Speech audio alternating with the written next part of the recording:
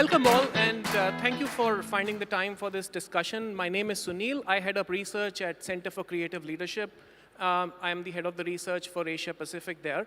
And it's my privilege to moderate this extremely powerful panel, and I'm hoping we'll find answers to some hard questions. And thanks for joining in, Meghna. So, at Center for Creative Leadership, we believe that three elements need to come together for organizations to flourish and for leadership to happen. First, the direction needs to be clear in the organization. Secondly, there needs to be alignment that people and the functions need to have with the direction that is decided. So direction, alignment, and commitment of people to make that purpose work. Research also tells us that this delicate balance of direction, alignment, and commitment is at its most vulnerable each time the organization goes through change. It could be a new CEO, it could be an M&A, and in most cases we are hearing it is a transformation that the organization is taking on. So each time the organization undergoes a transformation, people start asking questions, they are not sure, lack of communication perhaps sometimes, and so on and so forth.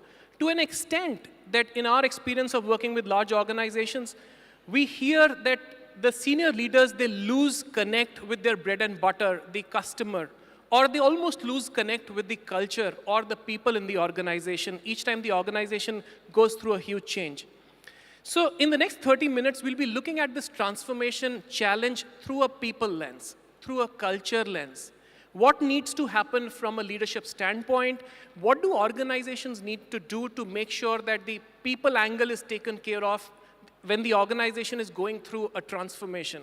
And I'll have some hard questions for the panel. So I have two questions for the panel, and then very quickly, before you guys pull out your cell phones, I want to throw questions at you and pull you into the dialogue.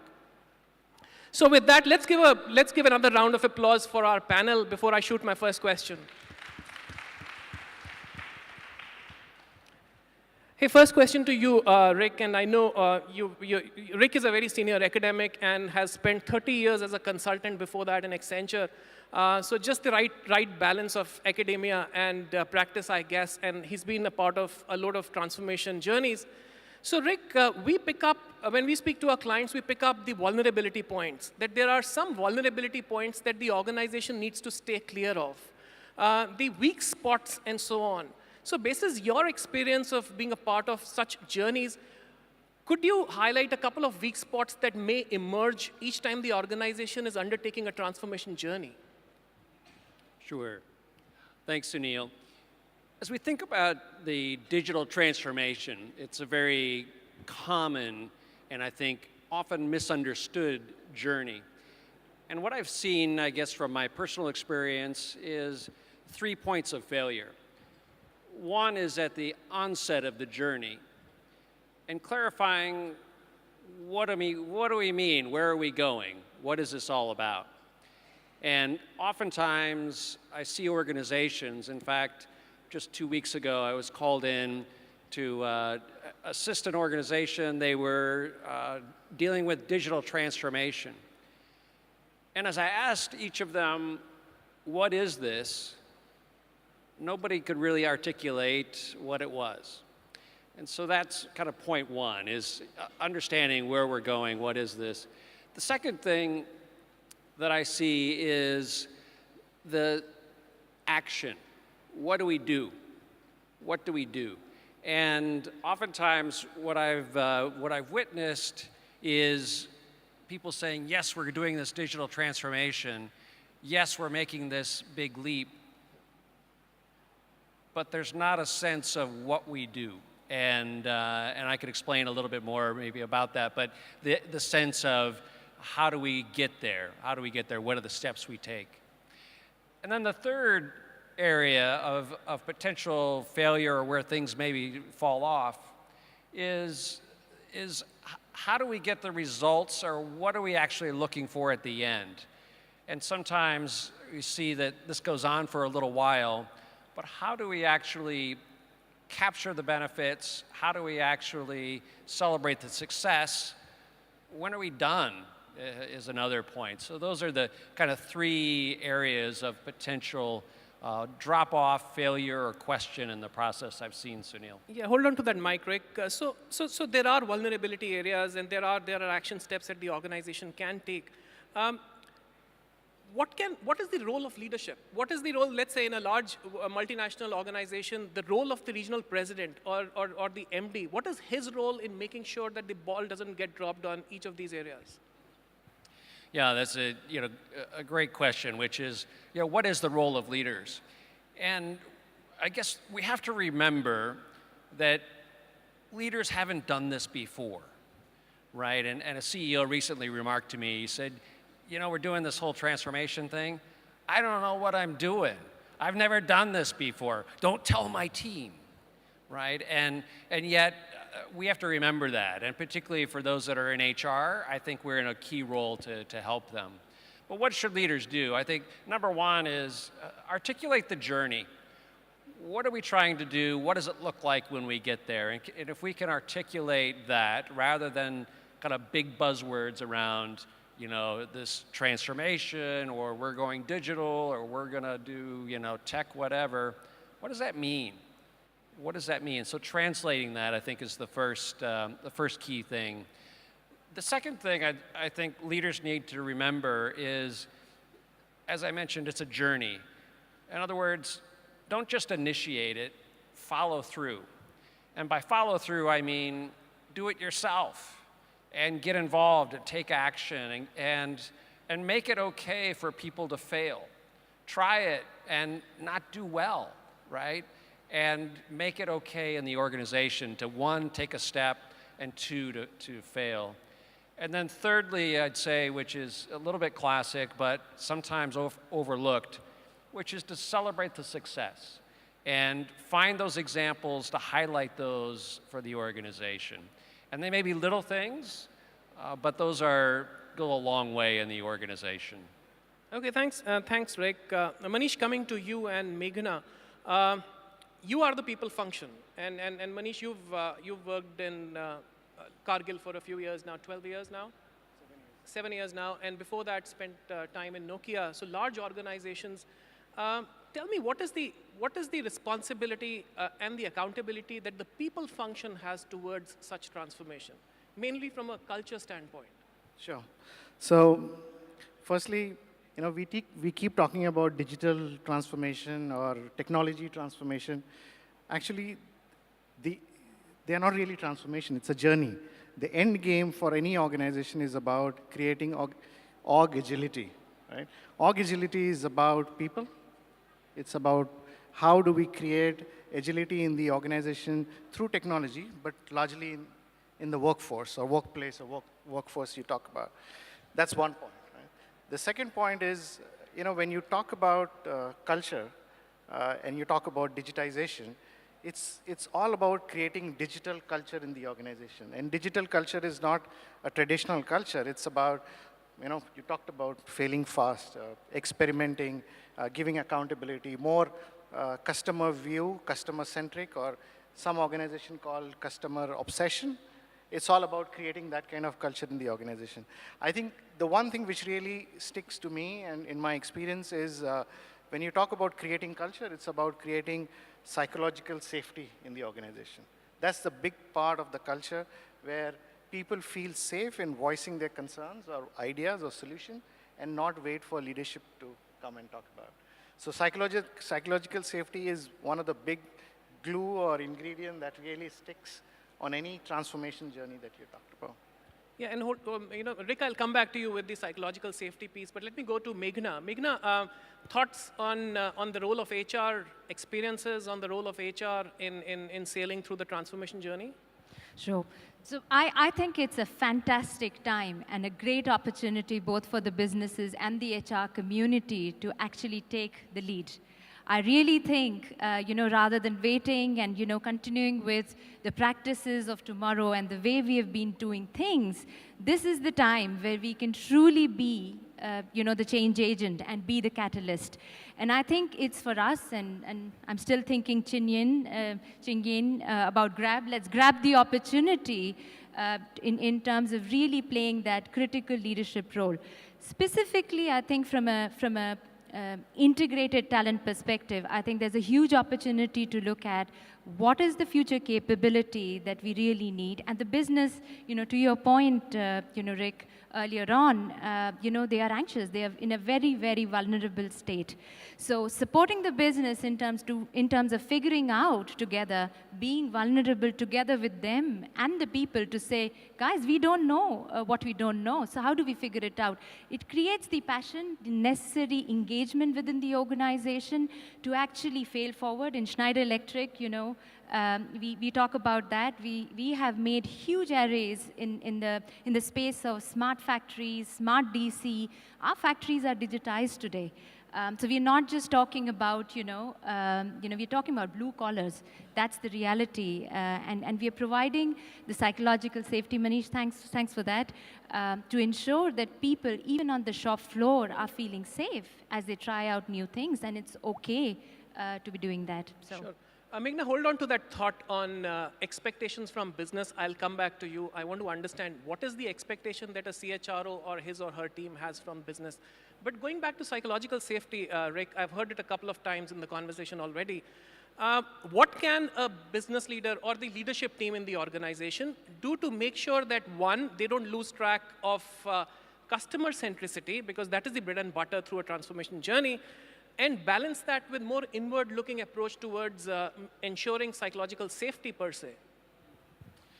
Yeah, psychological safety is one that has emerged in the last couple of years, I think, is a pretty critical element in organizations. And just a couple of months ago, we completed one of the most comprehensive studies on psychological safety across Asia Pacific.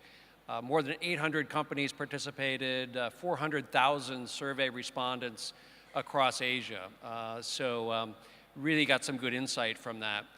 And what we found on psychological safety is, particularly in our Asian context, we talk about, saving face and playing it safe, those types of things, but it becomes absolutely critical in particularly forming teamwork and related to innovation. So in other words, for those of you quantitative people, the beta is really high if you think about the relationship between psychological safety factors and elements of teamwork and innovation. Now, what that means in practicality is that the drivers of psychological safety primarily related to behavioral integrity of leaders. So do we do what we say we're going to do? Also relates to organization support. In other words, to what degree are we providing a safe place for our employees and the support that they need personally? And then the third element, not surprisingly, is relationship orientation. To what degree are we creating a relationship-based contract with our employees and between our employees to create a place where it's psychologically safe? In other words, I don't have a fear of speaking up or creating crazy ideas. Now, that sounds like a little bit of academics, so sorry for that. But the important thing is that psychological safety is something that's really necessary if we want to drive innovation. So whether we're on a short journey or we're on a long journey, we have to make it okay to fail. Being agile and failing fast becomes important. Now back to the customer point, if we're trying to be customer-centric and we're locked into our processes or we're locked into the way that we do things, how do we create an environment that's okay to innovate with our clients in mind? How is it okay that we create an environment where we begin to experiment with things? And that is, if we have that psychological safety in place, we're more able to think about the customer more directly rather than, am I going to do the right thing or am I going to be in trouble? And I think that becomes, a bit of a balance trick, if you will. Okay. Picking up from what Rick said, Manish, as you think about some of these elements around, the safety that, or the safety that an employee feels while, let's say, proposing new ideas and so on, tell me about your experience at Cargill or one of your earlier organizations of living this journey. Are there some hits that you've experienced, some successes that you've experienced. I'm sure there are plenty. But I also want you to highlight some misses, perhaps some learnings from those journeys where you could have done things differently. Yeah, I mean, from a failure standpoint, there are tons of examples, to be very honest. I would call out few. One is how fast you want to change the organization. I think it really depends on organization's appetite. There are some companies who change pretty fast, and some takes longer time. And there are some, what I call new or newborn technology company. I think they change much faster than the older ones. So I think setting the pace of change is very important. If you do ahead, then you fail. Or if you do slower, then you don't achieve what you want to do. I think setting pace of change is one. The second is really how much change you want to introduce at what point in time. Too many changes really confuses the audience. So I think managing that carefully, managing the pace and the quantum of change really defines the success or the failure. I've had examples where we introduced change where the organization was not ready. The adoption rate was lower, so we struggled. So then you introduce another strategy on change enablement or change adoption. I think it varies from the situation to situation. But I think, and to your earlier question, I know you were wanting to ask Meghna about what is the expectation from CEO. I think HR's role from that standpoint has changed from touchy-feely to more empirical, more data. So doing really change readiness exercise, using change GPS or change tracker to really see where the organization is and then launch. I think those kind of expectations are coming out of, and that I would say defines hits or misses the question. Okay, thanks, Manish. Meghna, coming back to you with the question, I hope I gave you enough time to think through. So tell me, what is the expectation that the HR function has of the CEO, or the leadership team per se, the business leaders per se, in this transformation journey? What are some things you absolutely want these leaders to display or do, and maybe what is one thing you want them to stay away from in this journey? Thanks for the question. So I think first of all, I don't separate HR from the business. I think the new face of HR is we are business. And with that, I think wearing that business hat makes it even more important for us to understand, I think, the pain points of the business and to be able to play, a strategic role in getting them through this journey. As Manish rightly pointed out, it's not a transformation. Specifically, as we support, I think, the organization and the leaders and ourselves, I think, first of all, is really looking at, whatever are the gray areas, there's going to be tremendous ambiguity. And I think just being vulnerable in the space to say we don't know what we don't know. And coming back to Rick's point around, defining the purpose of what do we truly need to do. And I think that's really starting with the business challenge of, for example, for Schneider Electric, we know that we want to shape the industry. So we are very, very focused in doing that, which gets you into a very different zone and requires you to operate, be it in terms of the incubators that you'll have within the organization, the structure that you need to have. You may not have the maturity, Manish, that you were really talking about. And then looking at, how well you will support this, what you will keep it as an incubator, and the leadership team is committed. I think what you would want the leaders to really be doing together with how you're supporting is the commitment to that change and that commitment to the purpose. And going along, how do we learn and celebrate some of the fail forwards as well, so that more people within the organization are aware of, and we are not doing it the second time. So I think ensuring that, from a you're not repeating, the mistakes, and there's agility in the organization from a communication point of view, that you are broadcasting that, you're feeling okay with it, you are at the same time celebrating your quick wins, and not a lot of this happening at the same time. So I think protecting people along the way is certainly an expectation from the leadership team. So one quick follow-up for you, Meghna and Manish. What do you do if the business leader doesn't fall in line with or doesn't buy into the change process? what are the options open for HR? Let's say, the organization is going through a huge transformation. The business leader, he acts, but perhaps doesn't buy into the process to an extent that he may or may not be able to motivate his team. So I'll come to you and Manish, but before I do that, I'll open it up for questions after this. So feel free to get your questions ready. Reflections, what are the options? From what I hear, basis my work with the CHROs, is that in a lot of organizations, HR lacks the teeth, for the lack of better word, to sort of pull up leaders, if you will. In such a situation, how do you react when a business leader doesn't buy into the new story or the new change? Quick reflection, and then I'll open it up. Sure.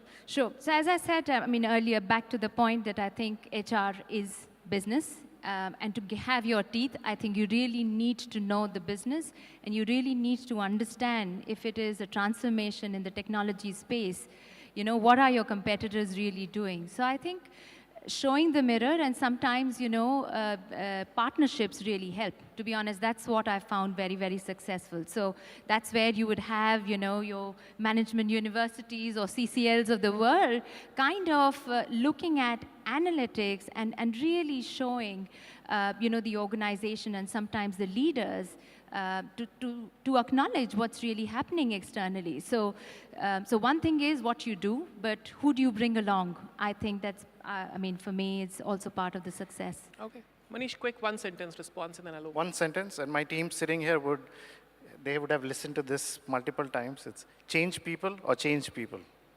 Okay. Change people or quote-unquote change people. That's a good mantra. Questions from, most of you are, senior executives, HR or business executives in your organization. Questions for the panel? Reflections? How many of us have been through or are going through a transformation journey in our organization? Wow. So what's the one thing that hasn't worked? You want to go?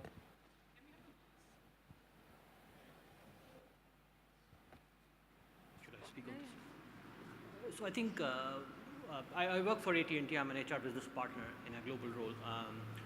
So basically, when we embark on these transformation, initiatives, what perhaps doesn't work and needs to change is those tactical decisions that you have to take, while you're embarking on that path. So many a times, you have to convince the leaders on some of the tactical decisions based on the data that you mentioned and the analytics, which would eventually help them to get convinced on the point that you're trying to make. I think one important part of these transformation activities is tactical changes related to the people that we deal with. That's what my sort of admission is.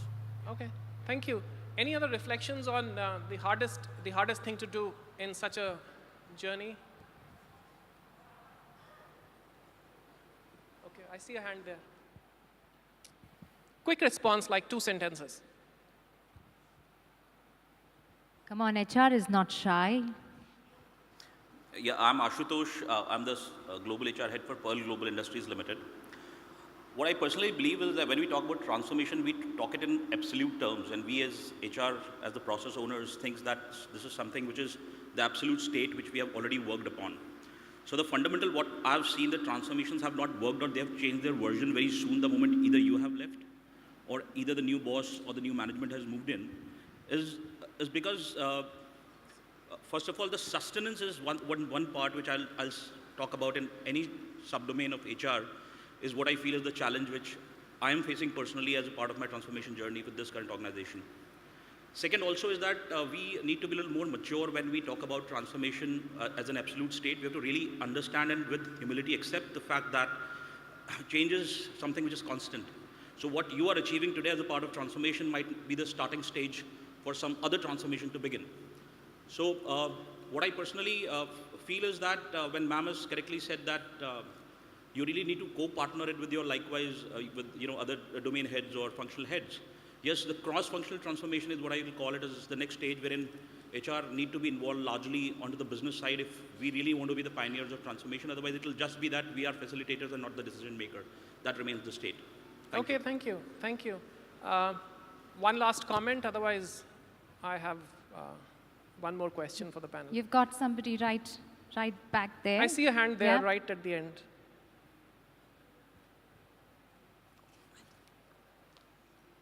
So a quick reflection, please. We're almost out of time.